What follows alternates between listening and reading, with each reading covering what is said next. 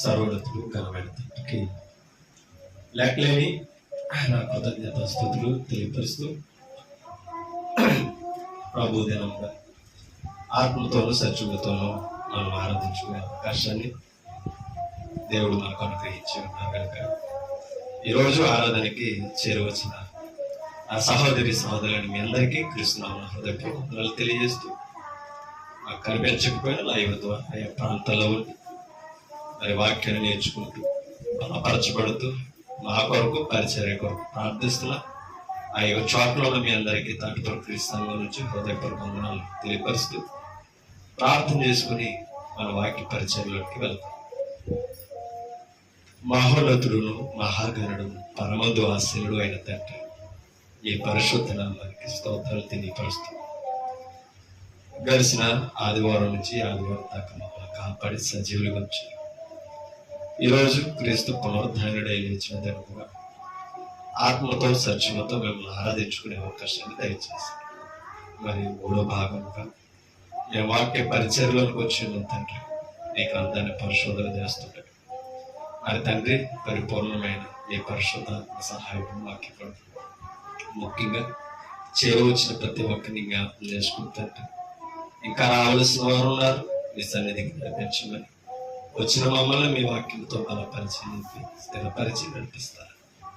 వినవారికి విని చెవులు గ్రహించి హృదయాలు చెప్తున్న మాకు మీ జ్ఞానంతో బలపరచమని అసత్యం అబద్ధం మాలోనికి రాకుండా కాపాడతారని మీ వాక్యము ద్వారా సత్యములోనికి స్థిరపరిచి నడిపించమని ఆ యొక్క చోట్లోని మీ వాక్యాన్ని ప్రతి ఒక్కరిని కూడా ఆత్మగా బలపరచండి.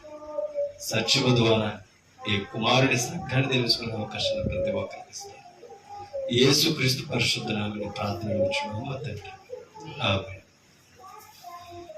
విలువైన దేవుడి సంగతులు పరిశుద్ధ గ్రంథం నుంచి మనం నేర్చుకుంటాం.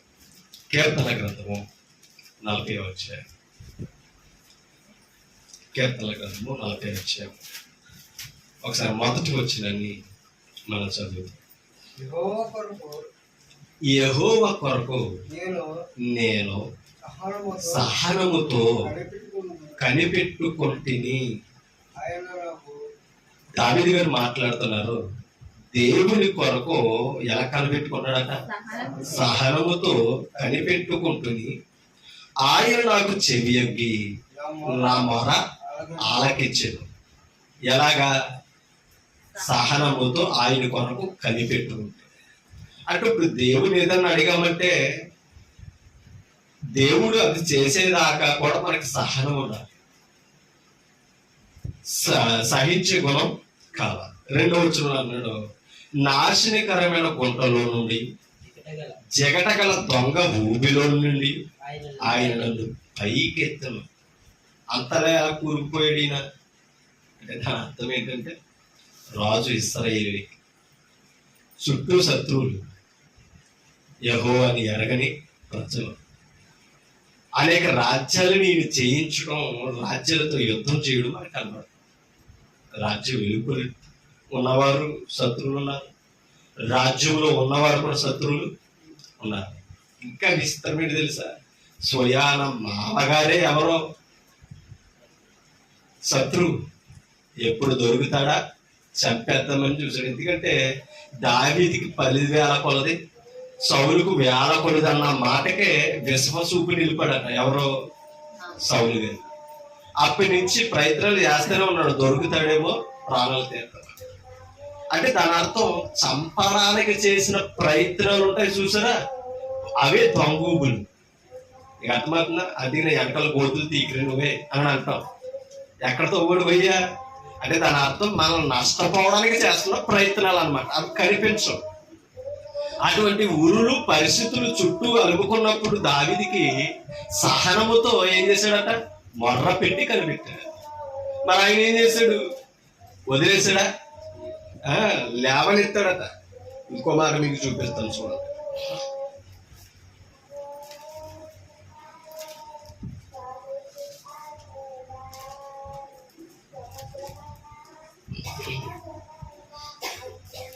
ఇక్కడ ఇంకో మాట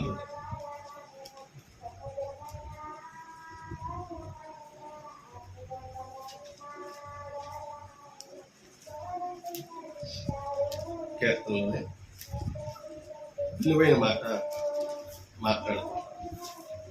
41 వచ్చి పెట్టారు.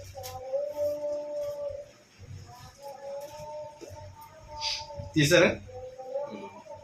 5వ వచనం నుంచి చదువుతాం. అయితే అంటే ఈ మాట కూడా మాట్లాడుతున్నది ఎవరు? దావీదు గారు. అయితే నా శత్రువులు నా విషయమై ఎక్కడ దావీదుకి వెలుపది. దావీదుని గురించి ఏం చేస్తున్నారంటే నిందేసినట్టుగా మాట్లాడుతున్నారంటే చెడ్డ మాట. వాడు ఎవరో వాడు ఎప్పుడు చచ్చును, వాడి పేరు ఎప్పుడు మార్చిపోనని చాలా మంది అనుకుంటున్నారంటే అది చెడ్డోడు బ్రతికే కంటే చచ్చిపోతే మేలని అనుకుంటున్నారంట. మనం కూడా ఏం చేస్తూ ఉంటాం? అవునా? అలా గుసగుసలాడుతూ ఆ మాట ఎందుకే ఆ తొప్పేటు మన దగ్గర రాదు, మన చుట్టూ తిరుగుతూనే ఉంటారు. అవునంటారు కదంటారా? ఇలాగా చాలా మంది చెయ్యని దానికి నింద మోస్తూ చెయ్యని దాన్ని అభండాలు వేయడం వల్ల చాలా మంది దాన్ని సహించుకోలేక ప్రాణాలు కోల్పోతున్న వారు కూడా ఉన్నారు. అన్నా కదా, అది కాలేజీ లైఫ్ అవ్వచ్చు, కుటుంబ లైఫ్ అవ్వచ్చు, భక్తి లైఫ్ అవ్వచ్చు. నిలుపుకోవాలని ఎవరైనా చూస్తారు, కానీ కుట్రతో నిందలు వేసినప్పుడు దాన్ని ఏం చేయాలంటే ఇప్పుడు అంటే తప్పు చేయని వాడు ఏం చేయడు? సహించలేడు అనమాట, అవమానాలు భరించలేడు అనమాట. అంటే అటువంటి పరిస్థితులు వాళ్ళ ప్రాణాలు కోల్పోతున్న వారు అనేకులు ఉన్నారు. మీకు అర్థమవుతుందా? ఒక్క విషయం మనం ఆలోచించారు. యేసుక్రీస్తుని ఎంత హేళన చేశారు, ఎంత అవమానపరిచారు. ఆయన చేసిన తప్పుగా శిక్ష అనుభవించాడా? భరించడే లేదా? భరించింది మన కొరకు. అలా భరించి నిలబడడంలో దైవ చిత్తం ఉన్నది కనుక మరలా పరలోకం ప్రవేశించగలిగాడు.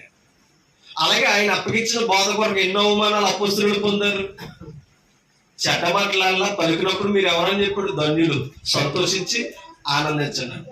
అది వాక్యం ఎరుగున వారికే ఉంటుంది. వాక్యం ఎరగని వారు చెడ్డ మాటలు పలుకుతున్నా, మన గురించి ఏదైనా మాట్లాడుకుంటున్నారని గుసగుసలాడుతున్నారని తెలిసిన అది మనం సహించలేని పరిస్థితి.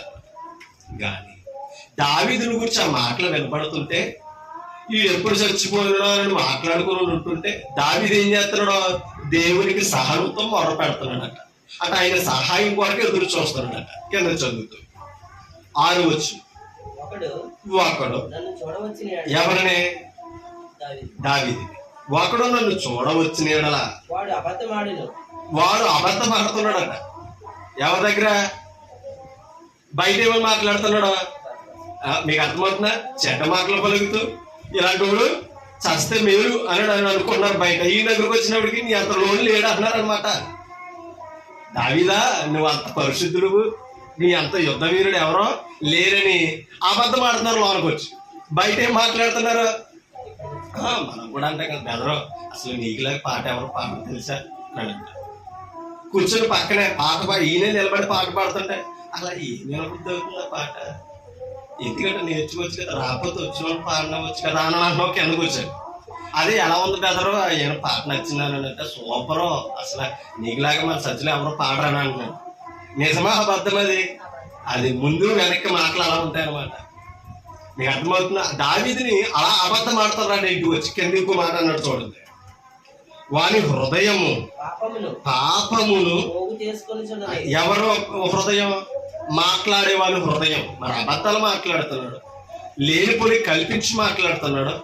మీకు అర్థమవుతుంది? దాన్ని భరించేవాడు బాగానే ఉన్నాడు దేవుని ఎదుట. దాన్ని తప్పించమని, ఆ విషయాల నుంచి నన్ను మరి క్షేమంగా ఉంచమని దావీదు ప్రార్థన చేస్తున్నాడు. ఎందుకంటే ఇంకోటి ఏంటంటే హృదయాలు ఎరిగిన వాడు దేవుడు కనుక తన యథార్థతను దేవుని దగ్గర కాపాడుకున్నాడు. కానీ ఇలా మాట్లాడుతూ నిందలు వేసినోడు ఏం పోగు చేసుకున్నాడట? అది అందుకనే ఒకరి గురించి మాట్లాడేటప్పుడు మనం ఆలోచించాలి. ఒకరి గురించి మనం మాట్లాడుకుంటున్నా చెబుతున్నా కూడా ఆలోచించాలి ఏ విషయమై మాట్లాడుతాం.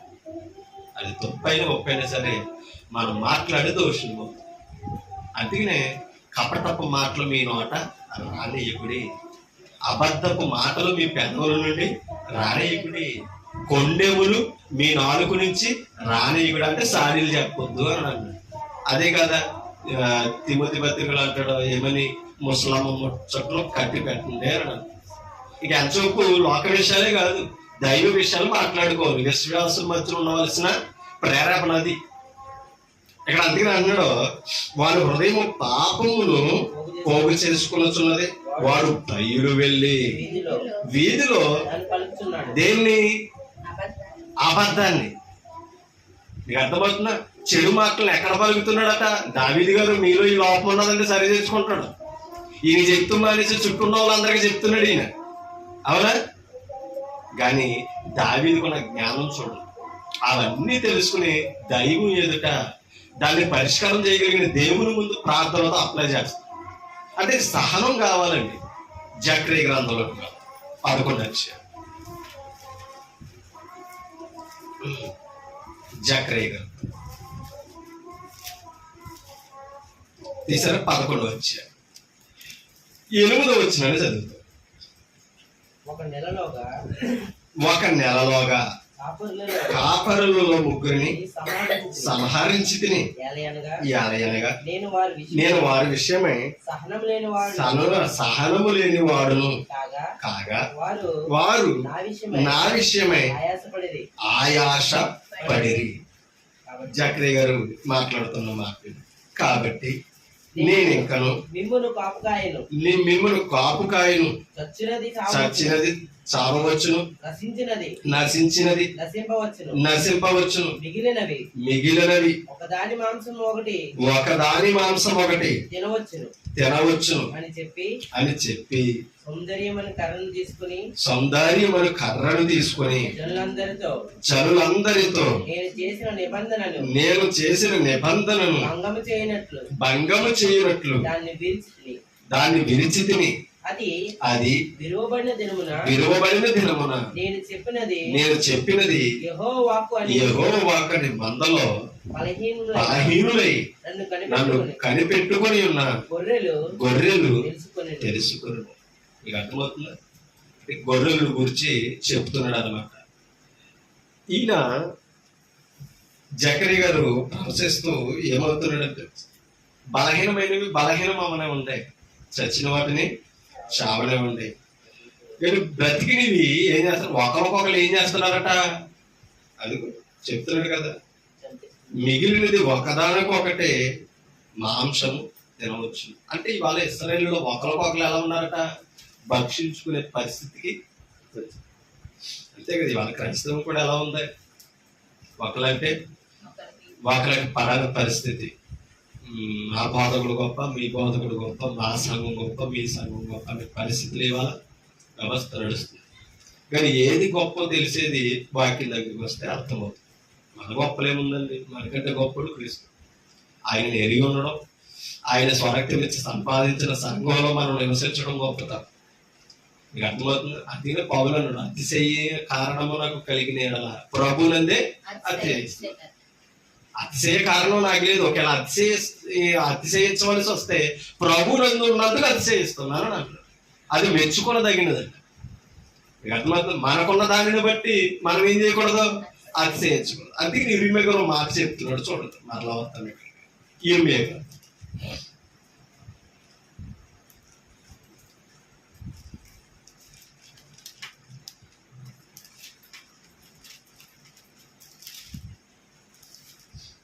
9వ అధ్యాయం 23వ వచనం చదువుతాం. 9వ అధ్యాయం 23వ వచనం. యెహోవా దేవుడు చెప్తున్నాడు ఇర్మియా గారి ద్వారా ఇశ్రాయేలుతో, ఇలాగూ సెలవిచ్చుచున్నాడు, జ్ఞాని తన జ్ఞానమును బట్టి, శూరుడు తన శౌర్యమును బట్టి. అంటే అతిశయిస్తున్నారా లేదా? సూర్యుడు అంటే ఉదయించే ఆయన కాదు. యుద్ధంలో పరాక్రమశాలుడు బలవంతులు ఉంటారు చూసారా, వారిని శూరుడు అని మాట్లాడతారు. అంటే ఆయనకున్న శూర కార్యములను బట్టి ఏం చేయకూడదట? అతిశయించకూడదు. అదే కదా ఫిలిస్తీయుడు అతిశయించాడు.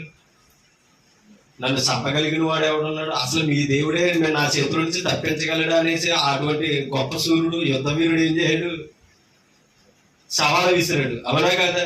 ఈ యుద్ధ నేర్పరం ఉన్న వాళ్ళందరూ సైలెంట్ గా వెనక్కి పరిగెత్తిపోతున్నారు. ఎందుకని? వారు బలం మీద ఆధారపడ్డారు.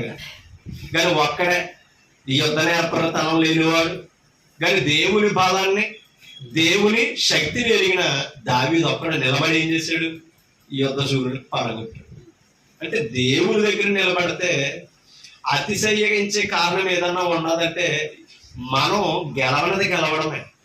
మీకు అర్థమవుతుంది. ఎక్కడ పడిపోతామో అక్కడ నిలబడమే అతిశయం.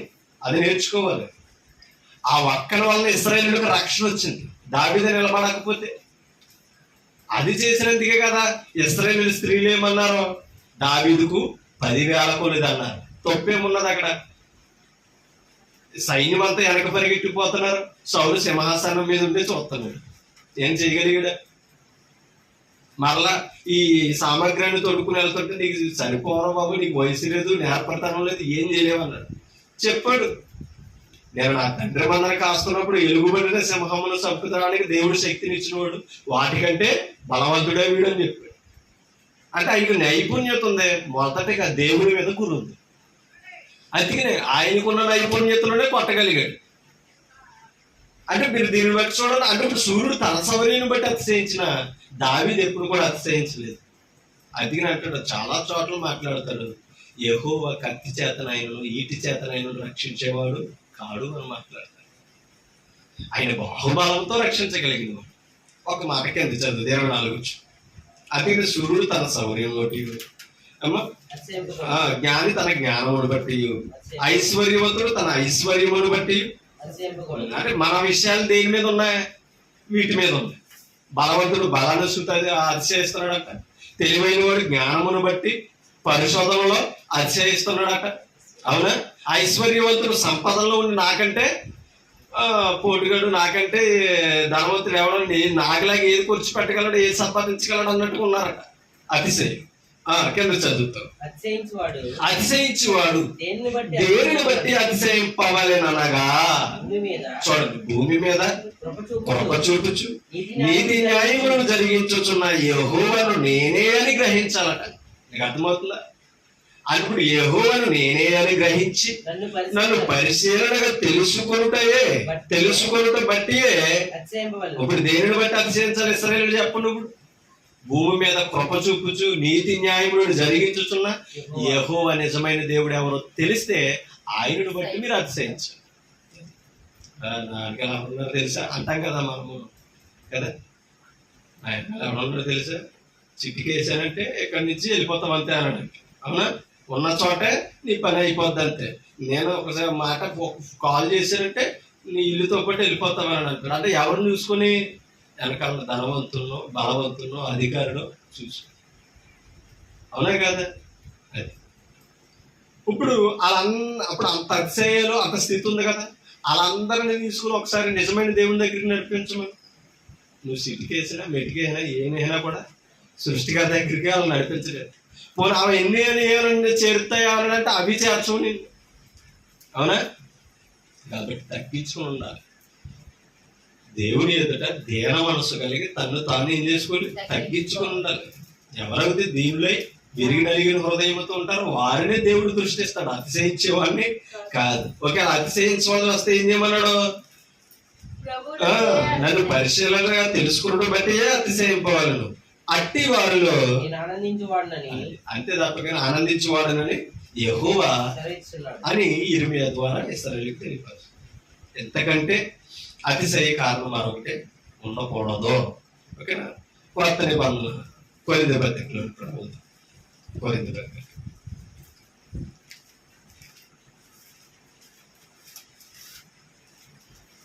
చూడండి, మొదటి అధ్యాయము, మొదటి కొరింథీ పత్రిక 31 వచ్చింది చదువు. 1 కొరింథీ పత్రిక 1 అధ్యాయం 31 వచ్చు.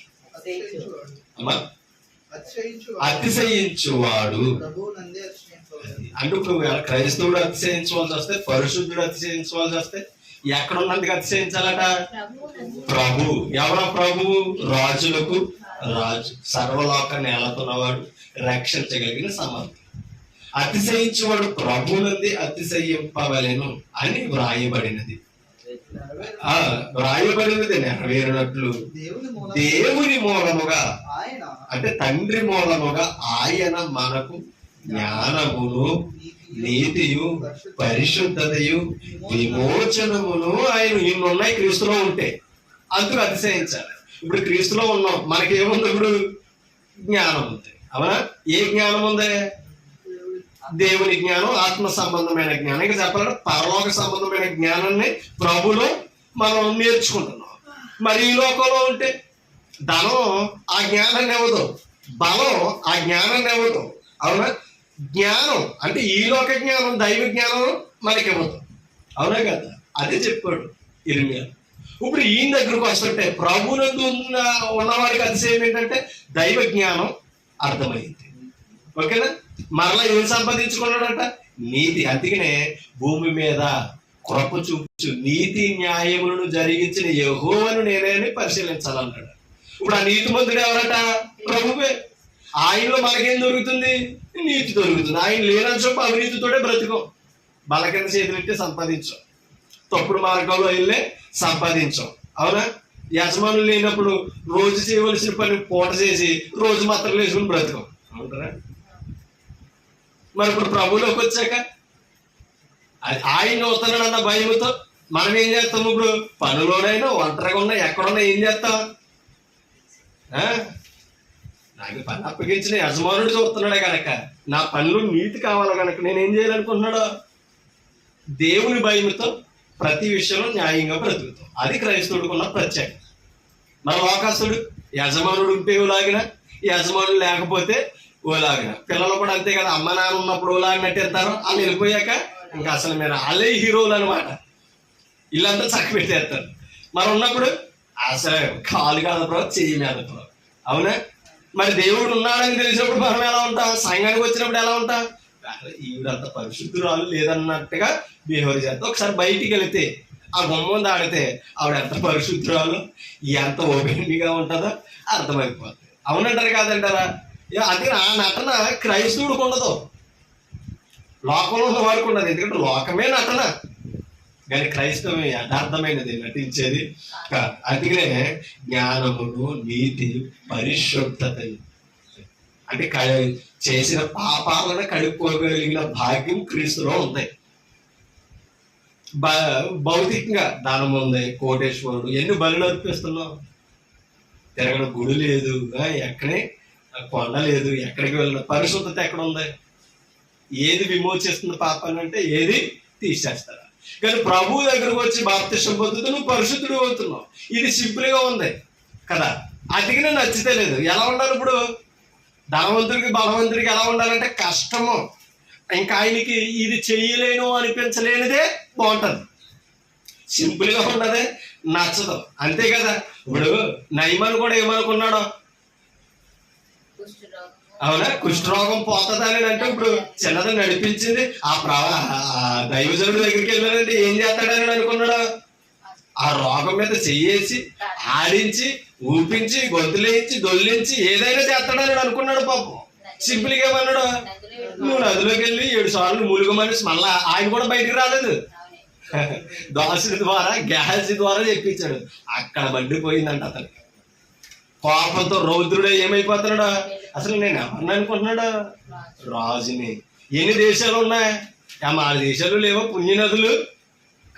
ఏంటి తెంగ మాట మాట్లాడుతున్నాడు? అవునా కదా? అసలు బయటికి రాలేదు, రాజులు వచ్చానన్న భయం లేదు. అవునా కదా? మళ్ళా పైగా పనులను పంపించి ములుగు వచ్చేయాలని అన్నాడు 7 సార్లు. ఆ మాత్రం నేను నా దగ్గర ఉన్న పుణ్య నదుల్లో ములగలైనా చేయలేను అన్నాడు. ములుగు అన్నట్టు కదా, ములుగు ఎన్ని ప్రయత్నం చేశాడు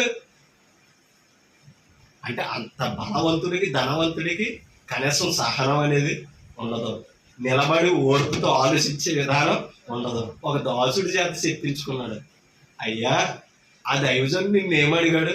ఇన్ని మోసుకొచ్చావు కదా రథాల మీద, అడిగితే వీటికంటే ఇంకా మళ్ళీ డబల్ ఇవ్వగలవు కదా నువ్వు అన్నాడా లేదా? డబల్ ఇవ్వగలవా లేదా? ఆ స్థాయి ఉన్నదా లేదా నీకు? ఉందా? ఆయన నిన్నేమడిగాడు? సింపుల్ గా 7 సార్లు మునగమన్నాడు. ములుగు రావచ్చు కదా, ఒకవేళ జరగొచ్చేమో. అంటే పెద్దోడి దగ్గర లేని సహనం చిన్నోడి దగ్గర ఉంటది. అమ్మా, లోకానికి క్రైస్తవుడు చిన్నోడిలాగానే కనబడుతున్నాడు. జ్ఞానం మాట్లాడడం వస్తే మాట్లాడించగలిగితే ఎంత ఉందో తెలుస్తుంది. పెద్దోడి దగ్గర ధనం ఉందో, సర్వం ఉందే, సృష్టికర్త లేడు. అదే ఆయనకంటే పెద్దదే, బలమైనది ఈ లోపల ఏది లేదు. ఎన్ని సంపాదించుకుంటే ఏంటి? అందుకని మీరు అతిశయిస్తే సృష్టికర్త నన్ను బట్టి అతిశయించాలి, రక్షకుడైన క్రీస్తుని బట్టి అతిశయించాలి. ఎన్ని ఉంటే ఏంటి? అర్థమవుతుందా? ఎన్ని ఉంటే ఏంటి? కాబట్టి మన ప్రాణాలను నిలబెట్టే సృష్టికర్త దగ్గర మనం ఉన్నప్పుడు అతిశయించు. మన బలం మనల్ని రక్షించేది కాదు, మన ధనం మనల్ని అందుకని సామెతలు అంటాడు, ఆపత్కాలముందు ఆస్తి అక్కరకు అదు అని అంటాడు. అంటే అర్థం ఏంటి? మరణం తప్పించే శక్తి దానికి ఎవరికి ఉంది? క్రీస్తుకే ఉంది. అది పరిశుద్ధత విమోచనమును ఆయన దేని నుంచి ఆయన ఏం చేయగలడు? ఆయన విమోచించగలిగిన శక్తిని ఆయన బట్టి అతిశయించండి అని అంటున్నారు. కానీ అక్కడున్న కొరింథీలో ఉన్నవారు ఎలా అతిశయిస్తున్నారట చూడండి. 20 వచ్చు. జ్ఞాని ఏమాయను, శాస్త్రి ఏమాయను, ఈ లోకపు తర్కవాది అంటే ఈ లోకపు తర్కవాది అంటే ఈ భూమి మీద పరిశోధన చేస్తున్న తర్కవాదులు ఏమయ్యారు? వారి జ్ఞానం వారిని ఏం చేయగలిగిందని మాట్లాడుతూ ఈ లోక జ్ఞానమును దేవుడు వెరితనంగా. ఇప్పుడు ఎంత తత్వ జ్ఞానం అయితే ఏంటి? ఈ లోకంతోటే కదా ఆయనతో పాటు లోకంతో పాటు ఆయన ఏమవుతాడు? ఆయన నశించిపోతాడు, లోకం నశించిపోతాడు. నశించిపోయే జ్ఞానం స్థిరమైనదిగా నిన్ను ఎలా ఉంచగలదు? అది నువ్వు వెర్రితనంగా చూస్తున్నాడట. ఎందుకని? నువ్వు అన్ని పరిశోధన చేస్తావు, నిన్ను పుట్టొచ్చిన వాళ్ళను ఆలోచించు, అంతే కదా. నువ్వు ఎన్ని డిగ్రీలు చేస్తాయేంటి, ఏ స్థాయిలో ఉంటాయేంటి, నిన్ను పుట్టించి నీకు జ్ఞానం ఇచ్చి ఆ స్థాయిని నిలిపి దేవుని వెతుక్కోవాలి కదా, అది జ్ఞానం. ఆయన వెతకకుండా నువ్వు ఎన్ని వేట్ల మీద ఆధారపడినా అది వెర్రితనమే. ఎవరి దృష్టికి? వేరే దేవుని సృష్టికి. దేవుని జ్ఞానానుసారముగా లోకము తన జ్ఞానము చేత దేవుని ఎరుగకుండినందున ఎరుగలేదు గనక వెర్రితనంగా చేశాడు. లోకానికి ఏముంది? జ్ఞానం ఉంది. జ్ఞానము చేత లోకము తన జ్ఞానము చేత ఎవరిని ఎరగలేదట? మరి దేవుణ్ణి ఎరగని జ్ఞానం ఎంత ఉంటే ఏంటి? అవునట్టు కదంటారా? నిజమైన దేవుడు క్రీస్తు ఆత్మస్వరూపుడు అంటే బొమ్మ దగ్గరికి వెళ్ళి మాట్లాడే పరిస్థితిలో ఉన్నాం, అవునా కాదా? విగ్రహం దగ్గరికి వెళ్ళి మనం మోకరించి శాస్త్రంగా నమస్కారం చేసి మరి ఇవాళ సిలువు గుర్తు దగ్గర, అవునా కాదా, సిలువు స్తంభం దగ్గర సిలువు మీద వేలాడుతూ ఇంకా రక్తం కారుతూ ఇంకా అక్కడే ఉన్నాడు అన్నట్టుగా సెంబలేసి ఒక విగ్రహం తయారు చేస్తే అక్కడే మొర్ర పెడుతున్నావా లేదా? మరి అక్కడ కూడా మనం కాలుకేస్తున్నాం. ఎక్కడ మాకు ఇది పెడతారు కదా, అక్కడ కాలుకేసి నా కష్టాలన్నీ తీసేయమని ఎవరికి చెప్పుకున్నాం? విగ్రహానికి చెప్పుకున్నాం. దేవుడు అని భ్రమపడుతున్నాం. దేవుడు విగ్రహము కాదు, ఆయన జీవాధిపతి. అసలు ఆనాడే చెప్పుడు, సజీవుడైన వాడిని మృతులు ఎత్తుకున్నారు మీరు అని అన్నాడు. అవునా? సర్వలోకనాథుడిని సర్వంలో ఎలా వెతుకుతావు నువ్వు? అది జ్ఞానం. సర్వాన్ని సృష్టించిన సృష్టికర్తనే ఒక విగ్రహములోని, ఒక భూమిలోని, లేకపోతే జలములోని, ఒక ప్రకృతిలోని, ఒక వృక్షములను వెతుక్కుంటున్నాం అని అంటే ఆయన శక్తి మనకి ఏం అర్థమైంది? ఆయన శక్తి ఏంటో లోకం ఎలా నేర్పించగలిగింది మనం? అదే ఇక్కడ చెప్తున్నాడు. అంటే ఈ లోక తత్వ జ్ఞానం అంతా ఏం చేస్తుందంటే అన్నిటిని పరిశోధన చేయగలుగుతుంది, కానీ దేవుణ్ణి మట్టికి ఆలోచింప చేయనిస్తుంది. అందుకని వెర్రుళ్ళు అయ్యారు చాలా తర్కవాదులు, అందరూ కూడా వెర్రుళ్ళు అయ్యారు దేవుని దృష్టి. ఆ కింద చదువుతుంది, స్వార్థ ప్రకటనయను వెర్రితనము చేత నమ్ము వారిని రక్షించుట దేవుని దయాపూర్వక సంకల్పమాయను. ఏమర్థమైంది? ఇప్పుడు లోక జ్ఞానులందరినీ, తత్వవేత్తలందరినీ దేవుడు ఎలా చూస్తున్నాడు? వెర్రివారిగా చూస్తున్నాడు. ఇప్పుడు అంత తత్వజ్ఞానులు ఈ వాక్యం చెబుతుంటే ఈ సువార్త అటుకెళ్తుంటే సువార్త అటుకెళ్ళి కూడా ఎలా కనబడుతున్నాడట? ఇప్పుడు నాడు వెర్రోడు అనుకుంటున్నాడు కదా, ఆ వెర్రితనము చేతనే రక్షించడం ఎవరి సంకల్పం అంట? ఎంత జ్ఞానం అండి అది! ఆ ఎర్రుడికి ఎర్రుడు విలువ తెలుపుతలేదు, అవునా కాదా? మరలా చదువుతాం చూడండి. సువార్త ప్రకటనయను వెర్రితనము చేత నమ్ము వారిని రక్షించుట దేవుని దయాపూర్వక సంకల్పమాయను. ఆ చిన్నోడే చెప్పాడు. ప్రభు వైపు నువ్వు తిరిగావనుకో పెద్దోడి కంటే గొప్పడు, అవునా కదా? లోకంలో పెద్దోడు అనుకున్నా చూసా, ఆయన కంటే గొప్పడు అవుతావు. అర్థం చేసుకో. ఇప్పుడు ప్రభు కంటే ధనవంతుడు ఎవరున్నారు చెప్పండి, అవునా కదా? ఇప్పుడు సృష్టికర్త, బుద్ధి, జ్ఞానము, సర్వ సంపదలు ఆయన ఎందుకు గుప్తములై ఉన్నామని కొలసీ సంఘంలో పౌలు చెప్తాడు. అన్ని ఆయన పాదాల కిందే ఉంటే మరి ఆయన కంటే ధనవంతుడు ఎవరు ఉన్నారు కదా. ఆయనే తండ్రి దగ్గర ఎలా ఉన్నాడో తగ్గించుకొని, అవునా, తగ్గించుకొని దీనుడుగా వచ్చి మనలను ధనవంతులను చేయడానికి ఆయన దరిద్రతను అనుభవించాడు. ఆయన కంటే పెద్దోడు గొప్పవాడు ఎవరున్నారు, అవునా కదా. అలా కనిపిస్తుంటే ఆయన చేతకొండలాగా లోకానికి కనబడతాడు. పోనీ అంత గొప్పవాడు ఏ కార్యం చేసాడు వివరిద్దామంటే చెప్పేవాడు కూడా ఎలా కనబడుతున్నాడు, చిన్నోళ్ళలాగా వెర్రోళ్ళలాగా కనబడుతున్నాడు. అందుకనే కదా జ్ఞానాన్ని తృణీకరిస్తున్నారు. ఏ జ్ఞానాన్ని? దేవుని జ్ఞానాన్ని, రక్షించగలిగిన జ్ఞానాన్ని. అవునా, ఏం చేస్తున్నారు? వెర్రితనంతో చులకనగా చూస్తారు. దేవుని సంకల్పం ఎంత గొప్పదో చూడండి. ఒక్కసారి 26 వచ్చింది చదువు. సహోదరులారా, మిమ్మల్ని పిలిచిన పిలుపును చూడుడి, మీలో లోకరీతిని జ్ఞానులైనను గనులైనను గొప్ప వంశపు వారైనను అనేకులు ఎక్కడికే? స్వార్థ దగ్గరికి, ప్రభు దగ్గరికి లోకంలో నుంచి ఎవరు రాలేదట? చెప్పాలి, ఎవరు రాలేదట? అక్కడ చెప్పాడు, జ్ఞానులు రాలేదట, గనులు రాలేదట, గొప్ప వంశపు వారు రాలేదట. వచ్చుంటే ఏమ్మా వాళ్ళే చెప్తే ఏం చేస్తాడు? బాబు గారు, అయ్యగారు నిజమేనా అనుకుంటానని అంటాం చిన్నోళ్ళం కాబట్టి. ఇదే చిన్నోడు ప్రభుని తెలుసుకోకపోతే నీకు రక్షణ లేదు, పరలోకం వెళ్ళాలని అన్నాడు.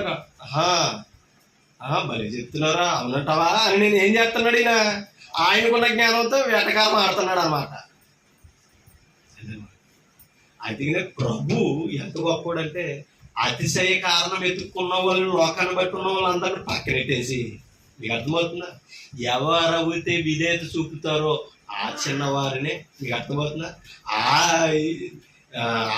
దీనులని ఏం చేశాడట ఆయన? పిలుచుకుని వారి చేత సర్వలోకానికి సువార్త ప్రకటింపజేస్తున్నాడు. ఎంత జ్ఞానం చూడండి. అందుకంటాడు పశుబాలులకు ఆ సంగతిని ఏం చేసావు? మరుగు చేసావు. పశుబాలులకు ఆ సంగతులు బయలుపరిచావు. ఎవరికి? జ్ఞానులకైనను గొప్పవారికైనా నీ సంగతులు చెప్పకుండా పశుబాలులకు ఈ మర్మాలను బయలుపరిచామని ప్రభు తండ్రిని ప్రభువుని బట్టి స్తుతిస్తాడు. మత్తయి సువార్తలో అద్భుతంగా మాట్లాడు. కారణం ఏంటంటే గొప్పవారికి అర్థం కాలేదండి సంగతులు, అవునే కదా. ఇప్పుడు అపోస్తులు ప్రకటన చేస్తుంటే శాస్త్రుల పరిచయాలు ఏమన్నారు? విద్య లేని పామరులు అంటున్నారు. అంటే చేపలు పట్టుకునే వాళ్ళు నాకు చెప్పడం ఏంటనే కదా అర్థం, అవునా. మరి వాళ్ళు పీఠాధిపతులు, అవునా, ధర్మశాస్త్ర ఉపదేశకులు, పీఠాధిపతులు. కానీ ఏం బోధిస్తున్నారు వాళ్ళు? ధర్మశాస్త్రములకు వేరుగా మాట్లాడుతున్నారు. మనుషుల పర్యాచారములను ప్రకటించి దేవుని వాక్యాన్ని ఏం చేస్తున్నారు?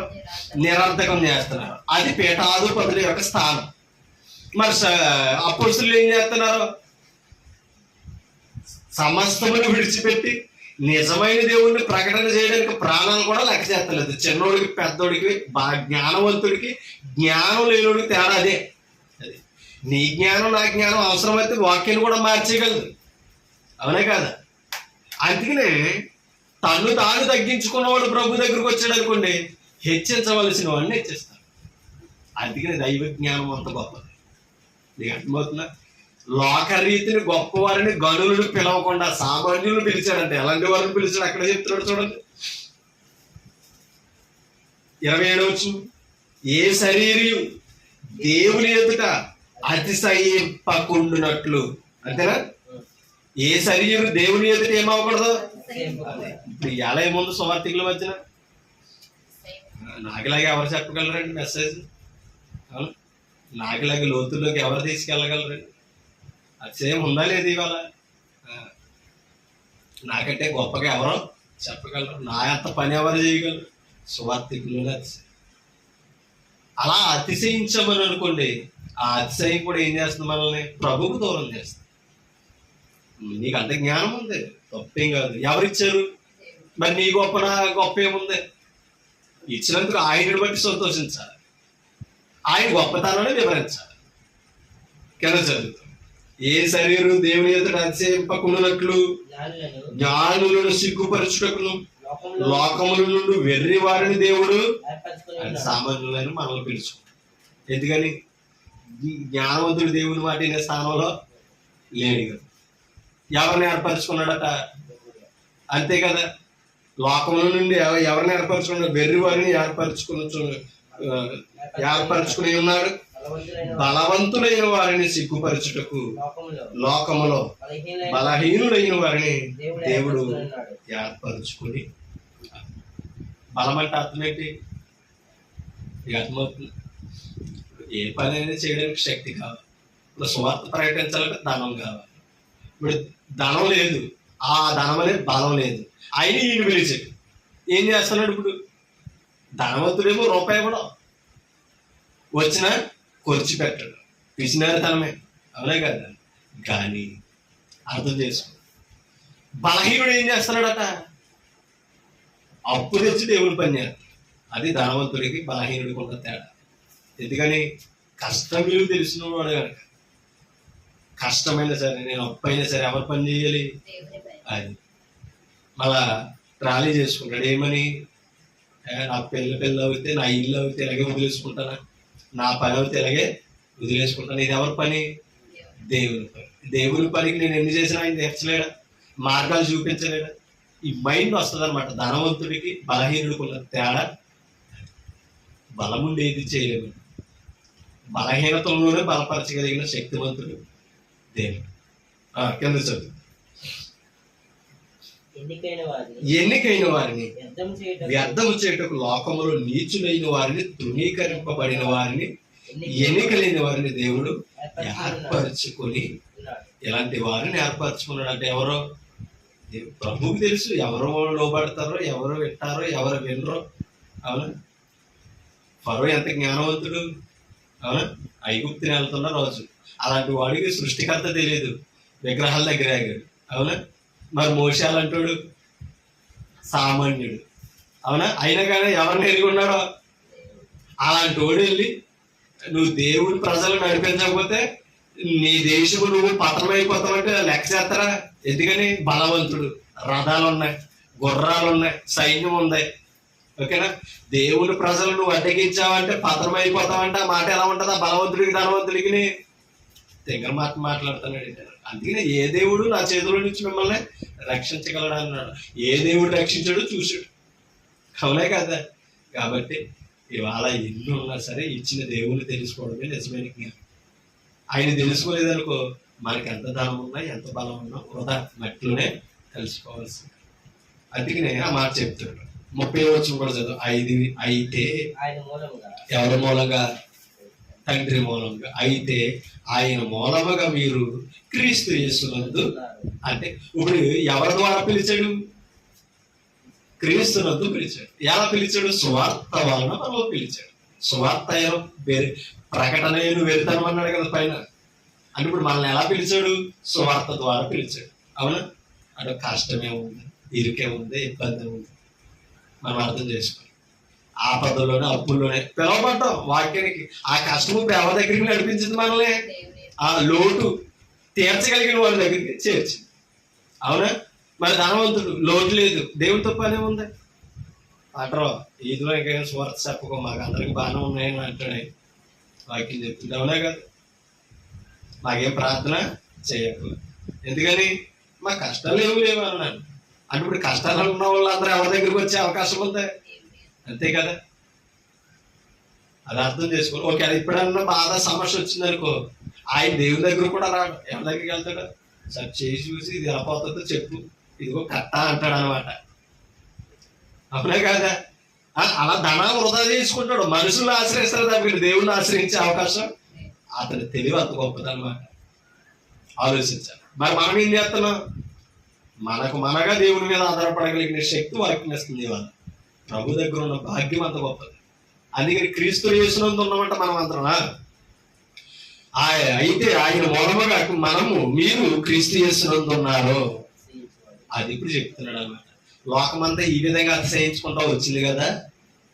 ఇప్పుడు మీరు అతిశయించుకున్నట్లే కదా లోకరీతిని మనల్ని పిలిచాడని చెబుతూ ఒకవేళ మనము కూడా అతిశయించవలసి వస్తే, మీరంటే ఎవరు? కొరింథీలో ఉన్న విశ్వాసులు. మీరు కూడా అతిశయించవలసి వస్తే ప్రభువునందు, అది ప్రభువునందే అంటే క్రీస్తులో ఉన్నందుకు, నిజమైన జ్ఞానాన్ని తెలుసుకుంటున్నందుకు మీరు అతిశయించాలి. ఒకవేళ ఆయనలో అతిశయిస్తే ఫలితం ఏంటో చెప్తున్నాడు చూడండి. ప్రభువునందే అతిశయింపాలని వ్రాయబడి నెరవేరునట్లు దేవుని మూలముగా ఆయన మనకు జ్ఞానమును నీతియు పరిశుద్ధతయు విమోచనమునాయడు. ఆయనలో ఉండి అతిశయిస్తే ఫలితాలు ఇవి. ఆయనకు వెలుపల అతిశయించామనుకో నశించిపోతాం. వెర్రితనం అది, ఫలితమేమి కాదని అద్భుతమైన మాటలు ఆయన చెప్పడం జరిగింది. అపోస్తలుల కార్యములు 18 వచ్చి చూడండి.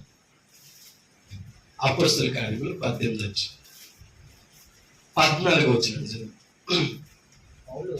పౌలు నోరు తెరచి మాట్లాడబోవగా గల్లియేను యూదులారా,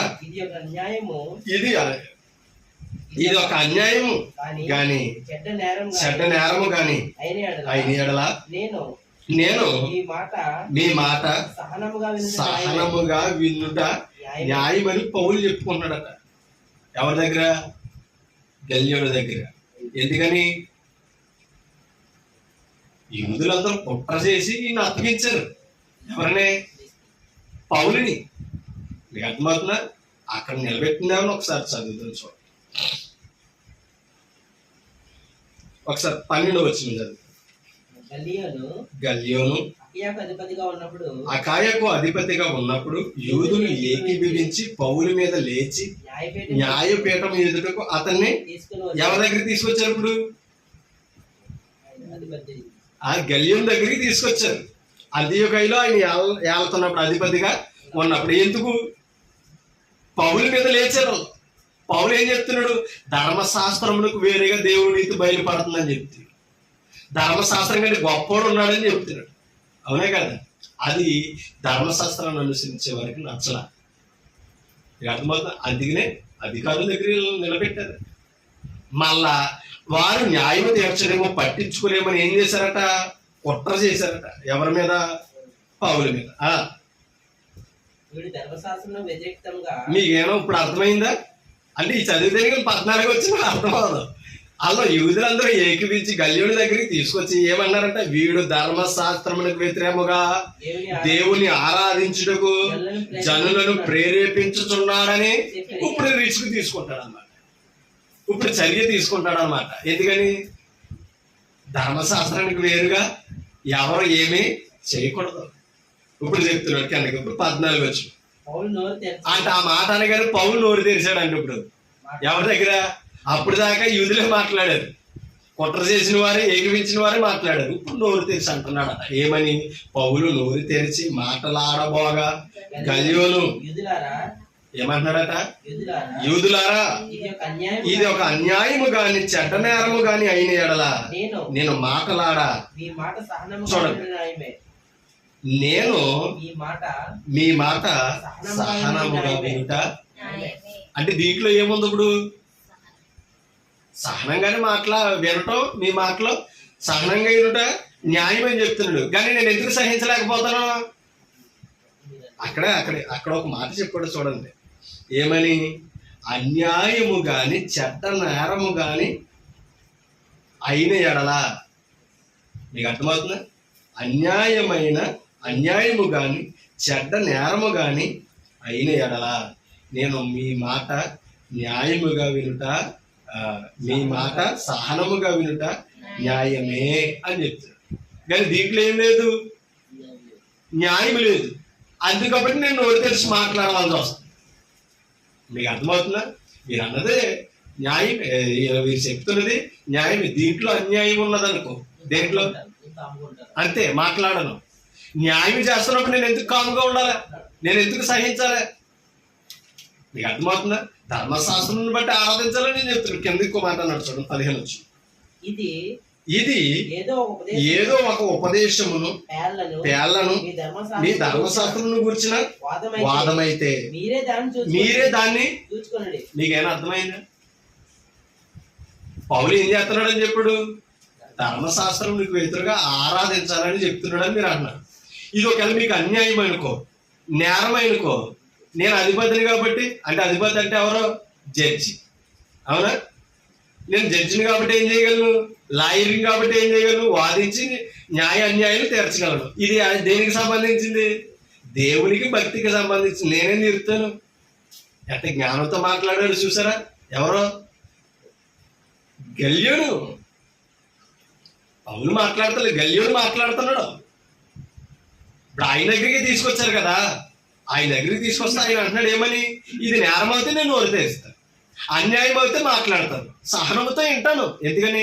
తప్పు ఎలా చేశాడు, అన్యాయం ఎలా చేశాడు, మీరు ఎలా పట్టుకున్నారో, ఏ విధంగా నా దగ్గరికి తెచ్చారో నేనేం చేస్తాను? పరిశోధన చేసి అతన్ని గద్దించి మీరు చేసిన దానికి ఒప్పించి మాట్లాడతాను. దీంట్లో నాకేం కనబడతలేదు? ఆ రెండు కనబడతలేదు. అన్యాయం కనబడతలేదు, చెడ్డ నేరం కూడా కనబడతలేదు. మరి నేను సహనంతో ఎలా ఊరుకుంటాను? ఇది దైవ సంబంధమైనది, భక్తితో తీర్చుకోనని చెప్తున్నాడు. ఎంత జ్ఞానయుక్తంగా మాట్లాడుతున్నాడు చూడండి. ఏమని అన్నాడు? ఇది ఏదో ఒక ఉపదేశమును పేర్లను మీ ధర్మశాస్త్రమును గురించిన వాదన అయితే మీరే దాన్ని, ఎందుకంటే ధర్మశాస్త్రం మీకు తెలియదు. మరి ధర్మశాస్త్రం ఎవరికి తెలుసు? ఏకిపించి నేరం వేస్తున్న వారికి తెలుసు, ఆ నేరంలో నిలబడినోడికి తెలుసు. మరి కళ్యాణుడికి అధిపతికి ఏం తెలుస్తుంది? బయట అర్థమైందా? ఇప్పుడు కూడా మనం ఎంత ఆలోచిస్తామంటే, మొన్నే ఒక వీడియో వైరల్ అయ్యింది.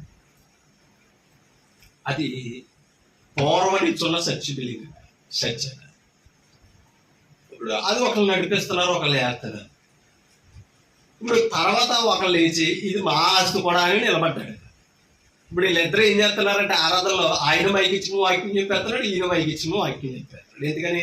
మీరు నా మాట వినాలి, మీరు నా మాట వినాలి, ఇది మా తాతలు కానిచ్చున్నది అని ఒకరు, మా తాత ఇచ్చాడని ఒకడు.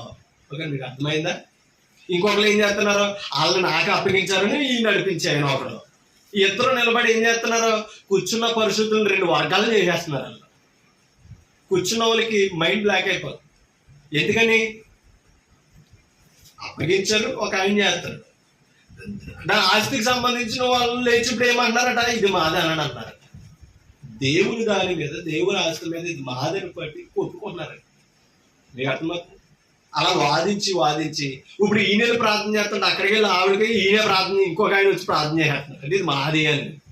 బయట అర్థమైందా? అది అలా అలా మాట రేసి ఆ ఇద్దరు కూడా సేవకులు, విశ్వాసులు ఎదుర్కొని కొట్టేసుకున్నారు. మీకు అర్థమవుతుంది?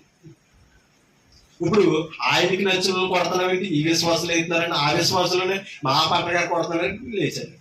ఇదంతా వీడియోలో వైరల్ అవుతుందండి. ఇప్పుడు ఇది న్యూస్లో వైరల్ అవుతుంది. ఒక సహోదరుడు చూపిస్తుంటే ఆశ్చర్యపోయింది. ఏంటంటే బ్రదర్ సేవకులు ఎలా ఉంటారా, ఎక్కడో ఉంటారా, ఏ బాబు ఇలాంటి వాళ్ళు ఉంటేనే సేవకులు వీళ్ళు తెలుస్తుంది. సేవకుడు అనేవాడు దీని గురించి కొట్టుకున్నవాడు కాదయ్యా. అవసరమైతే వదిలేసి త్యాగం చేసేవాడు దేని కొరకంటే ఆత్మల కొరకు, దేవుడి కొరకు. అంతే కదా? ఇప్పుడు ఇలాంటివి చూసినప్పుడు, ఇలాంటివి జరుగుతున్నప్పుడు ఎలా ఉంటాయి? ఇప్పుడు వీళ్ళిద్దరూ వెళ్ళి ఎక్కడ న్యాయం తీర్చమని అడుగుతున్నారు. అదన్నమాట. దేవుని ఎరిగి ఇద్దరు కొట్టుకుంటే దేవుని ఎరగని వాడు న్యాయం తీర్చాలి. అవునే కదా? పరిస్థితులు అలా ఉన్నాయి. కాబట్టి ఒకరినొకరు తగ్గించుకొని అర్థం చేసుకుని సమాధాన పడితే పోలే. ఎవరైనా ఎవరు పని చేస్తున్నారో ఎదురెచ్చిగా మధ్యలో ఇది మాకు కావాలనే ఎందుకు బాధ? సంఘాన్ని వ్యతిరేకం చేయడం, సమాజంలో చెడు పేరు దేవునికి తేవడం ఎందుకు? ఎవరో ఒకరు ఎవరు పని చేస్తున్నారు, అక్కడ దేవుని పని జరుగుతుంది కదా.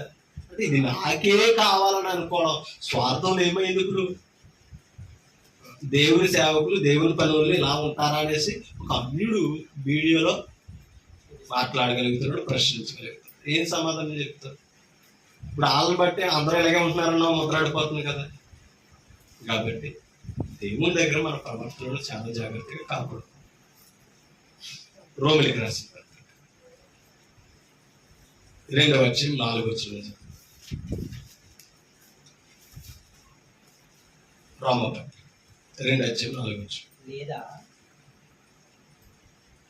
రోమపత్రిక 2:4 లేదా దేవుని అనుగ్రహము మారు మనసు పొందుటకు నిన్ను ప్రేరేపించున్నదని నిన్ను ప్రేరేపించుచున్నదని ఎరుగక ఆయన ఆయన అనుగ్రహైశ్వర్యమును అనుగ్రహ ఐశ్వర్యము సహనము దీర్ఘశాంతమును తృణీకరించదవా. ఎవరో తృణీకరించడం? తీర్పు తీర్చేవాడు. తీర్పు తీర్చేవాడు ఏం చేస్తాడట? ఇప్పుడు మీరు ఎక్కడైనా దొరికారనుకో, ఇలా ఉండాలి అలా ఉండాలని నీళ్ళెత్తి మొత్తం ఇంకా వాయించేస్తున్నాను నేను. మరి రహస్యంగా నేను తప్పు చేస్తాం. మీకు అర్థమవుతుందా? అదే తీర్పు తీర్చు ఓ మనుషుడా, నీవెవడమైనాను సరే, నువ్వు కూడా ఎలా ఉన్నావు? నిరుత్తరుడు అయి, అంటే దాంట్లో భాగస్తుడిగా నువ్వు ఉన్నావు. న్యాయం తీర్చడం, తీర్పు తీర్చడం మనుషుని సాధ్యము కాదు, ప్రభు తీర్చాడు. అది నీ మాట అన్నాడు. ఒకవేళ 3వ వచనం చదువుతాం. అట్టి కార్యములు చేయుచున్న వారికి తీర్పు తీర్చు వాటినే చేయుచున్న మనుషుడా, నీవు దేవుని తీర్పు తప్పించుకుందువని అంటే అట్టి కార్యములు తీర్పు తీర్చే వాళ్ళలో కూడా ఉన్నాయట. పౌలు చెప్తున్నాడు. మీకు అర్థమవుతుందా? ఉన్నాయి కనుక నువ్వు దేవుని తీర్పు తప్పించుకుంటావా? నీకు దొరికారు కాబట్టి తీర్పు తీర్చేస్తున్నావు. ఇప్పుడు పాత్ర గారు ఆయన మంచోడు కాదంటే విశ్వాసాలు అందరూ ఏమన్నారు? ఇక ఆయనే మంచోడు కాన్నప్పుడు పాత్ర గారు అబద్ధం ఆడతారేటమ్మా. ఇంకేం చేయకూడదు? ఇంకా ఆయన్ని సంఘానికి రానివ్వకూడదు. ఆయన వద్దన్నాడంటే మనము మాట్లాడకూడదు, ఇంటికి వెళ్ళకూడదు. అలాగే కదా చూస్తున్నారు వాళ్ళ సంస్థలు, అలాగే ఉన్నాయి కదా. కాబట్టి చెప్తున్నాడు, తీర్పు తీర్చు మనుషుడు, తీర్పు తీర్చే ముందు నువ్వు ఒకసారి పరీక్షించు. మాట్లాడుతూ ఇప్పుడు అన్నాడు ఏమని? దేవుని తీర్పు తప్పించుకుందువా, లేదా దేవుని అనుగ్రహము మారు మనసు పొందుటకు. అంటే దాని అర్థం ఏంటి? ఆయనకి అలా అవకాశం ఇస్తుందో నీకు కూడా అవకాశం ఇస్తుంది. తీర్పు తీర్చేటప్పుడు నువ్వు కూడా ఏం చేయాలి? ఖండించుకొని నువ్వు విడిచిపెట్టే స్థానంలో ఉండాలి. ఇప్పుడు ఆయన నువ్వు క్షమిస్తే నిన్ను ఏం చేస్తాడు? అందుకని ఏమన్నారు అపోస్తలుడు ప్రార్థనలో?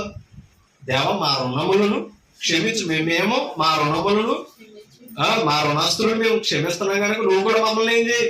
మా రుణములను క్షమించు అని అన్నారు. మనుషులు మీకు ఏం చేయాలనుకున్నారు? మనుషులు ఎదుట మీరు కూడా అదే చేయండి అని చెప్పడా లేదా? కాబట్టి మనం క్షమించడం మొదలెడతాడు. ప్రభు మన దోషాలను క్షమిస్తాడు.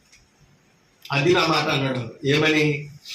లేదా దేవుని అనుగ్రహము మారు మనసు పొందుటకు నిన్ను ప్రేరేపించుతున్నదని ఎరుగక ఆయన అనుగ్రహ ఐశ్వర్యమును సహమును దీర్ఘశాంతమును నువ్వు తృణీకరిస్తున్నావేమో జాగ్రత్త పౌలు ఖండిస్తాను. ఫిలిప్పీలకు రాసిన పత్రిక 4:5 ఒకసారి చదువు. ఫిలిప్పీ పత్రిక 4:5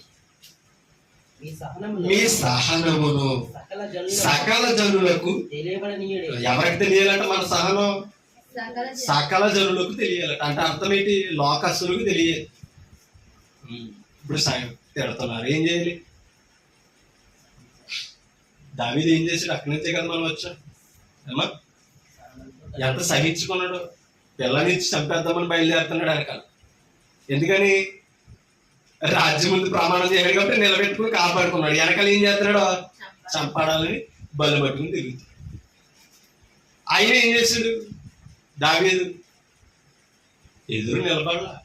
అవునా కదా? ఎదురు నిలబడ్డా? ఎదురు నిలబడలేదు.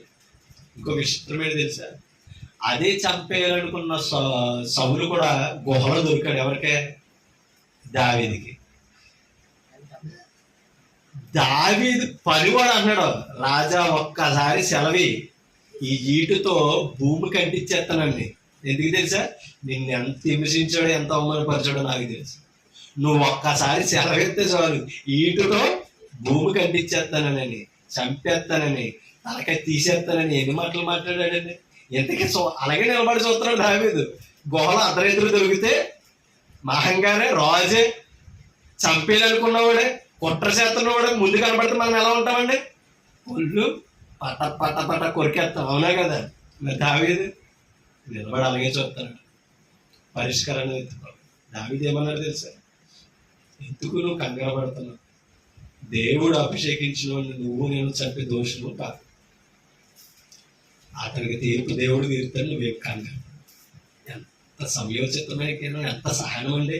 నిజంగా మనకు అన్యాయం చేసి ఈడే అని తెలిస్తే మనం ఏం చేస్తాం? కాళ్ళకి నీడ్చుకొచ్చి కొట్టేస్తాం. అవునే కదా? పరిశుద్ధులు క్రైస్తవులు తల చూసుకుంటాం మనం, అంతేనంటారా? సంఘ పెద్దలు పాస్టర్ గారినో ఎన్ని లక్షణాలు ఏం చేస్తాం?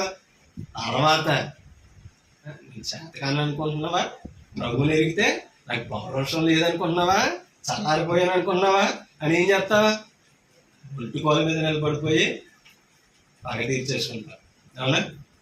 చంపేది అనుకున్నాడు ముందు దొరికితే మహానుభావుడు దావి.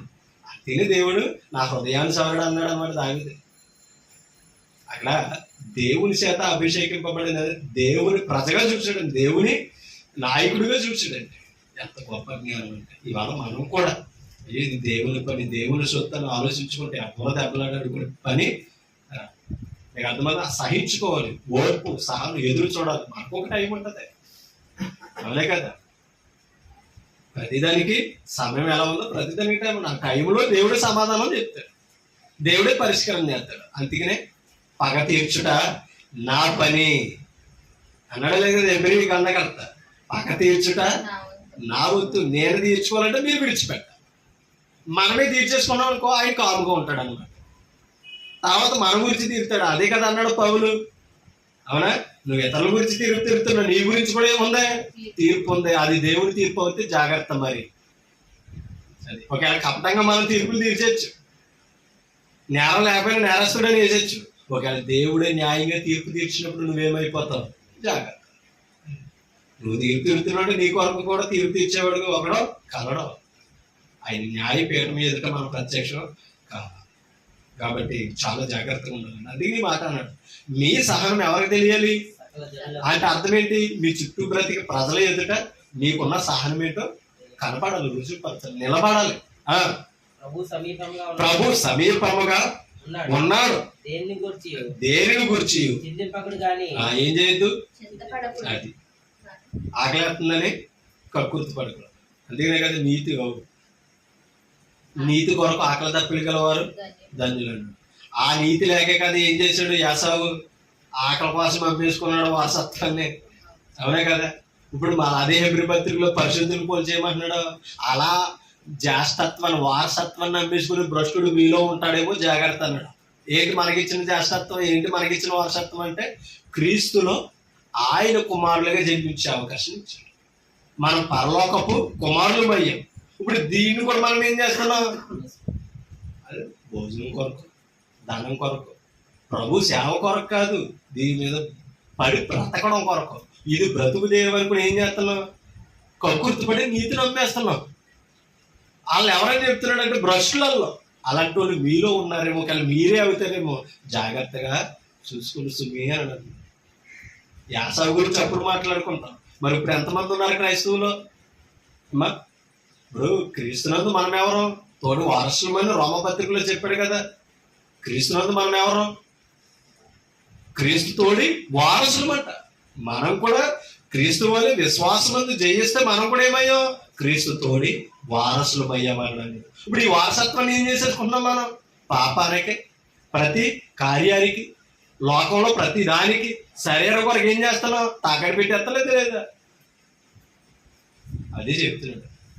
వాడు భ్రష్టుడు అంటున్నాడు. కాబట్టి ఆ భ్రష్టత్వం మీలో ఉన్న, నాలో ఉన్న ఏం చేసుకోవాలి? జాగ్రత్త పరుచుకోవాలి, వదులుకోవాలి. మన యాసవ గురించి చెప్తే ఏమని చెప్పేస్తాం? చుక్కుడిగా కూరగా ముడిపోయాడు అంట. మరి నువ్వు దేనికి కొక్కుర్తి పడుతున్నావు? అవునంటారు కదండి. అది దేవుని గురించి ఏం చేయొద్దు అన్నాడు. అంటే అర్థం ఏంటి? దేవుని గురించి తీర్పు తీర్చవచ్చు, దేవుని గురించి చింతపడవద్దు. ఎందుకని? మన చింతలన్నీ తీర్చేవాడు ఎవరు? ఆయన మీద ఆధారపడాలి. అది తీర్చేదాకా సహనంతో ఎదురు చూడాలి. ఇప్పుడు మీరు ఎంత ఓపికతో ఎదురు చూస్తారో, ఎంత నీతిగా బ్రతుకుతారో లోకం చూడాలి మిమ్మల్ని. మీకు అర్థమవుతుందా? విశ్వాసం ద్వారా మన తోటి వారు చూడాలి. ఒక్క విషయం మీకు జ్ఞాపకం చేస్తాం, అంటే చెప్పడానికి సమయం లేదు. మొర్దెకై గురించి మనం చెప్పుకోం.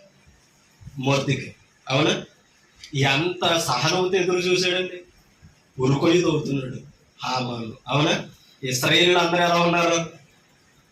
చావులకు సిద్ధమై ఉన్నారు. అవునా, ఇది మళ్ళా రాణికి ఎస్తేరు కూడా తెలుసు. అయినా వారు ఏం చేశారు? సమయం కొరకు కనిపెడుతూనే ఉన్నారు. దేవుని ఎదుట ప్రార్థన చేస్తూ, ఉపవాసం చేస్తూ కనిపెట్టుకుంటూ ఉన్నారా లేదా? అర్థం చేసుకోండి. అంటే ఆయన సహాయం కొరకు ఎదురు చూస్తున్నారు అని చూశారు, సహించుకున్నారు. అవకాశం ఇచ్చడే లేదు దేవుడు. ఎవరికి అవకాశం ఇచ్చాడు? రాజ్యదండం ఎస్తేరుగు చూపించి ఏమన్నాడు? ఆమాన్ ఇంటిని మీకు అప్పగిస్తానని ఏం చేస్తారో చేసుకోండి, స్టాంప్ చేయండి. ఎవరు నష్టపోయారనుకున్నారు? దేవుని మీద ప్రజల మీద తిరుగుబడి ఆయుధం ఏమవుతుందంటే వదిలేదు. మీకు అర్థమవుతుందా? అందుకని అంటాడు రోమపత్రుడు, దేవుడు మన పక్షమందు ఉండగా మనకి విరోధి. అంతే కదా. ఇప్పుడు విరోధి ఎవరంటే హామాను. ఎవరికే? ఇశ్రాయేలీయులకి. అవునా? ఏం చేశాడు? ఒక్కసారి యూదులందరినీ మస్ట్ పెట్టాలని ప్లాన్ చేశాడు. ఎవరు నష్టపోయారు? ఏ ప్లాన్ అవుతే చేసుకున్నాడు, ఏ ఊరికొయ్య అవుతుంది అనుకున్నాడు, దాని మీద ఏలాడాడు. 50 అడుగులు ఎత్తు ఊరికొయ్య మీద ఏలాడాడు. ఎవరు నష్టపోయారు? ఆలోచించు. క్రైస్తవం అంటే వేళాపాలం కాదు. క్రైస్తవులు హింసించారు, క్రైస్తవుల్ని ఎన్నో హింసలు పెడుతున్నారు. కానీ క్రైస్తవుడు ఏం చేయాలి? ప్రార్థించమని చెప్తుంది బైబిల్, సహించుకోమని చెప్తుంది. దీన్ని కొట్టారా? సమతి గాంధీ గారిలో ఇంకో చెంప చూపించు. అదే కదా మాట్లాడింది. ప్రభు కూడా ఆవినేమే చూపించాడు కదా. ప్రభు మీద తిరగబడ్డాడు. పేతురు ఒక సైనికుని కత్తి వరలో నుంచి తీసేసి ఏం చేశాడు? చెప్పాడు. మంచి పని చేసావు పేతురు, నేను ఇదే కోరుకుంటున్నాను అన్నాడా ప్రభు? కత్తి పట్టుకున్నవాడు కత్తితోటే పోతాడు. అవునా కదా? దేని పట్టుకున్నాడు? ఆయుధంతోటే పోతాడు. నేను దీని కొరకు పోరాడడానికి, ఈ విధంగా చేయడానికి నేను ఇప్పుడే తండ్రిని కోరుకుంటే 12 వ్యూహాల సైన్యము నా కొరకు పంపించడా? అంత సైన్యం నాకు ఉందా? కనిపించనిదే. కానీ పగలతో ప్రతీకారాలతో లోకాన్ని జయించాలని ప్రభు అనుకోడు, ప్రేమతోటే జయించాలనుకోడు. దాని కొరకు సహించుకున్నాడు ఆయన. ఇప్పుడు దానితోటే జయింపబడుతుంది లోకం. మీకు అర్థమవుతుందా? దాని వాక్యం పట్టుకున్న మనం కూడా అలాగే నిలబడాలి తప్ప కానీ మనం లోకస్తుల వల్ల ఆయుధాలు పట్టుకొని పోరాడాలని అంటే వాక్యానికి భిన్నవరమైన. అందుకనే మీ సహాయం ఎవరికి తెలియాలి? ఒకసారి తీతు పత్రిక 2వ అధ్యాయంలో ఉంటుంది. తీతు పత్రిక 2వ వచనం ఎలాగనగా ఒకసారి మొదటి నుంచి చదువుతండి. నీవు బోధకులు అనుకూలమైన తీతు పత్రిక అంటే తీతు 2వ అధ్యాయం 2వ వచనం. 2 నుంచి చదవండి. ఎలాగనగా వృద్ధులు మితాన భావము గలవారును, మాన్యులను, స్వస్థ బుద్ధి గలవారును, విశ్వాస ప్రేమ సహనముల యందు లోపము లేని వారినై ఎవరు? వృద్ధులు ఎలా ఉండాలట? అర్థమవుతుందా? వృద్ధులే. ఇప్పుడు క్రైస్తవులో వృద్ధులు లేరా? ప్రభు నెరిగిన వాళ్ళు వృద్ధులు. ఇప్పుడు మనమే ఉన్నాం, ఎంత జ్ఞానం నేర్చుకున్నాం. మనం వృద్ధాప్యంలోకి వెళ్ళమా? మరి ఇప్పుడు ఎంత బలబుద్ధి మాట్లాడేస్తాను వృద్ధాప్యంలో నేను ఎలా ఉంటాను?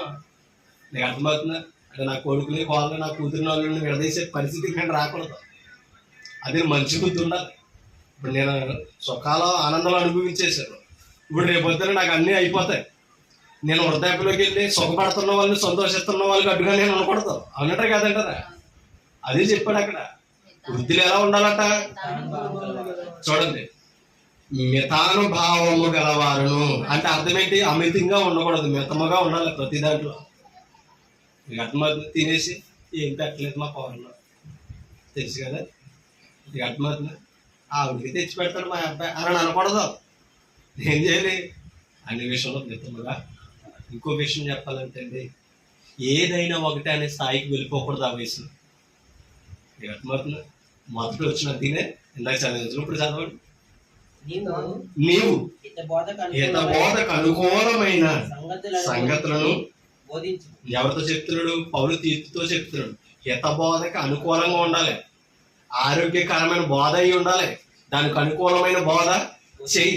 ఆ బోధలో వృద్ధులకు కూడా నువ్వు ఖండించని చెప్తున్నాడు.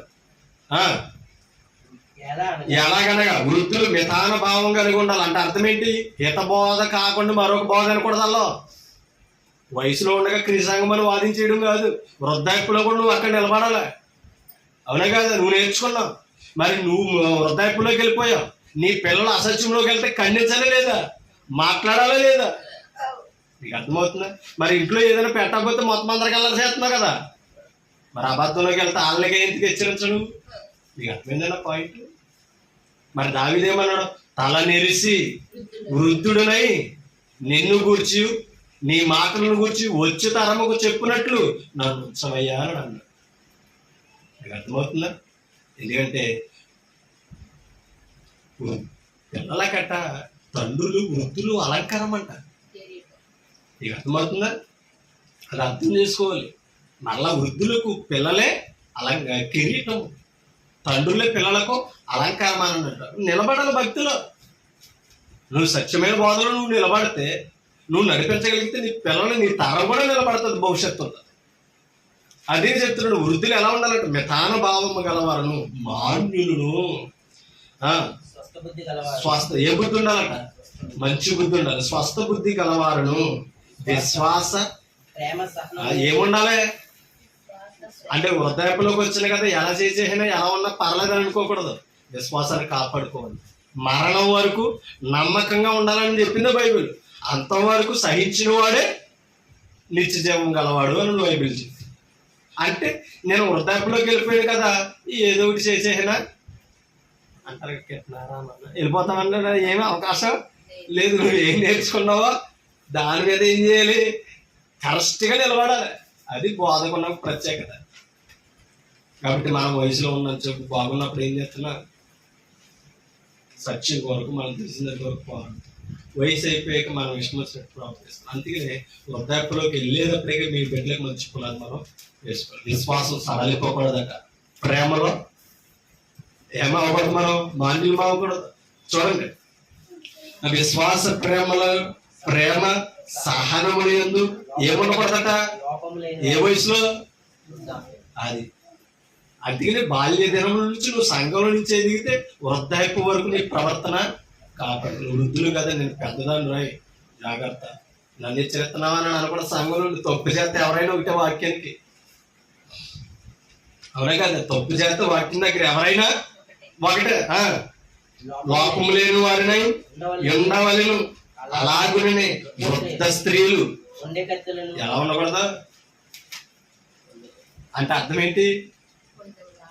కోళ్ళ గురించి ఇంకో దగ్గర, ఆ కోళ్ళ గురించి ఈవిడ దగ్గర చెప్పేసి కుటుంబాలను ఏం చేయకూడదు. ఇంక పని ఉంటుందండి ఆ వయసులో. మరి ఇంకా చెప్పండి, తినేసి కూర్చోవడం, ఎవరైనా దొరికితే ఈ వార్తలు అందించడం. నేను అంటాను, మరి ఇంతకాలం నేర్చుకున్న వాక్యం అందించలే. నీ కోడలుగా చెప్పుకోవచ్చు కదా, నీ మనవరాలుగా చెప్పుకోవచ్చు కదా. ఆమె బలపడితే ఇంకొకరిని రక్షిస్తాను కదా. అవి మాట్లాడో. అది చెప్తున్నాడు, కొండి కత్తులుడై ఉండకూడదట. ఎక్కడ? వృద్ధాప్య వయసు. వృద్ధులు కొండి కత్తులు, మిగుల మధ్య పానాశక్తులునై ఇప్పటికే ఉన్నారా లేదా? ఎంత విచిత్రమంటే కొన్ని కుటుంబాలు ఉంటాయండి, భార్య భర్తలే తాగేస్తారు. నీకు అర్థమవుతుందా? పెద్దవారే పిల్లలతో వెళ్ళి తాగుతారు. క్లబ్లో జరుగుతున్నాయి ఏంటయ్యి? అయ్యే అది పెద్ద రకం. నీకు అర్థమవుతుందా? అది అతిశయం. దేనిని బట్టి? ఐశ్వర్యమును బట్టి, జ్ఞానమును బట్టి, ధనమును బట్టి. అతిశయం ఏది తెలుసా? అది మాకులాగా ఎవరు ఎంజాయ్ చేయగలరు?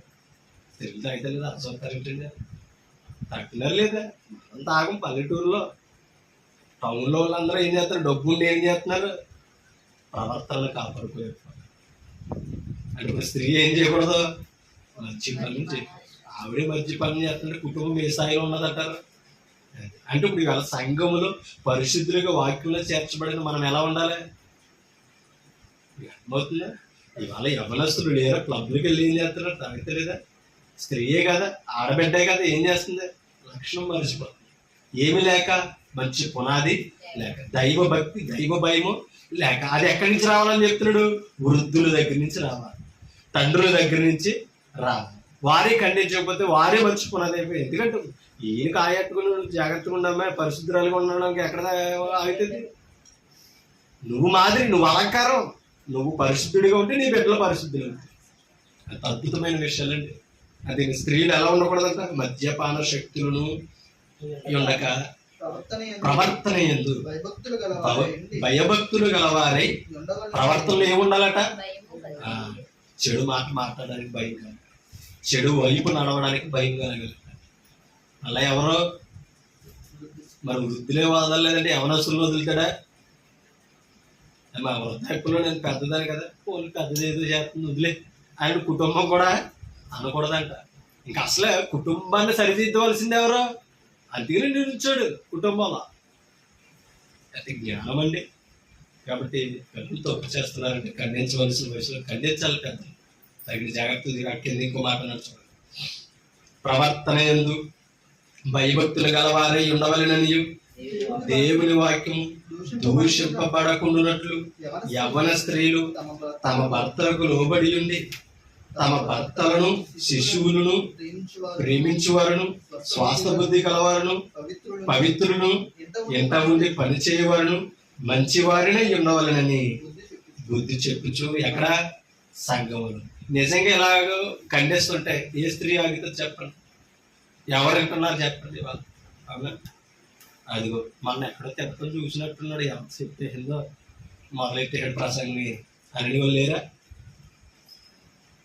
నిజంగా ఒకవేళ పరిశుద్ధాత్మ మొన్న చేసిన తప్పుకి అలా వాక్యంతో నన్ను హెచ్చరించాడేమో, ఖండించాడేమో, నేను ఎంత పాపం చేసి ఎంత తప్పు చేశాను, రేపు నుంచి అయినా నేను మాట్లాడకుండా చేయకుండా ఉండాలి, ఈ లక్షణాలని విడిచిపెట్టాలి, వాక్యానికి భిన్నమైనవని తెలియకుండా నేను ప్రవర్తిస్తున్నాను, మర్చిపోయి బ్రతుకుతున్నాను, సరిదిద్దుకోవాలన్నది ఆలోచన వస్తుందా? రా. కింద ఇంకోటి అన్నాడు చూడండి, మంచి వారిని అయి ఉండి చూడండి స్వాస్థ బుద్ధి గలవారును పవిత్రులను ఎంట ఉండి పని చేసుకొనుచు మంచి వారినై ఉండవలనని బుద్ధి చెప్పుచు మంచి ఉపదేశము చేయవలనై ఉండవలనని బోధించు. కుటుంబానికి మంచి బోధ చేయాలంటారు మంచి బుద్ధితో. అవునా? కానీ స్త్రీని బట్టి కూడా వాక్యం ఏమవ్వకూడదు, దూషింపబడదు. భర్త మీద తిరగబడుతుందండి, భర్త మీద తిరగబడ్డదానికి ఇప్పుడు వాక్యం దూషిస్తుందా నెరవేరుతుందా? అది ఎందుకని భర్త శిరస్సు యజమానులు, భార్యలారా మీ భర్తలకు లోబడి. మరి భర్త కూడా ఏం చెప్పాడు? మీ భార్యలను ప్రేమించండి, జీవమైన కృపవరంలో వారు ఏమైనా పాలివారు ఉన్నారని ఎరిగి ఏం చేయాలి? జ్ఞానంతో వారితో కాపురం చేయండి. మళ్ళా అక్కడ వారిని నిష్ఠూరా బాధ పెట్టకుండా చూసుకో, లోబడుతుంది, లోబడినంతకాలం ప్రేమించు. ఇప్పుడు ఇద్దరి మీద అండర్స్టాండింగ్ ఉంది. మీరు ఇలా ఉన్నారనుకో, మీ పిల్లలు కూడా మీకు అవుతారు, విధేయులు అవుతారు. అలా పవిత్రంగా కుటుంబాన్ని కాపాడుకోవాలి. ప్రతిదానికి సమయం ఉంది, సహించుకోవాలి, నేర్చుకోవాలి. వాక్యం మనకు బోధిస్తుంది. ఇవన్నీ మనం నేర్చుకోగలిగితే, అనుసరించగలిగితే మంచి కుటుంబాలుగా విశ్వాస జీవితం కట్టబడగలము. నన్ను నేను హెచ్చరించు, మిమ్మల్ని హెచ్చరిస్తాను. ఓపిక మీ అందరికీ హృదయపూర్వక వందనాలు తెలియపరుస్తూ ఈ మాటలు పెట్టాలి. Thank you. ఆరాధనలో మరొక భాగం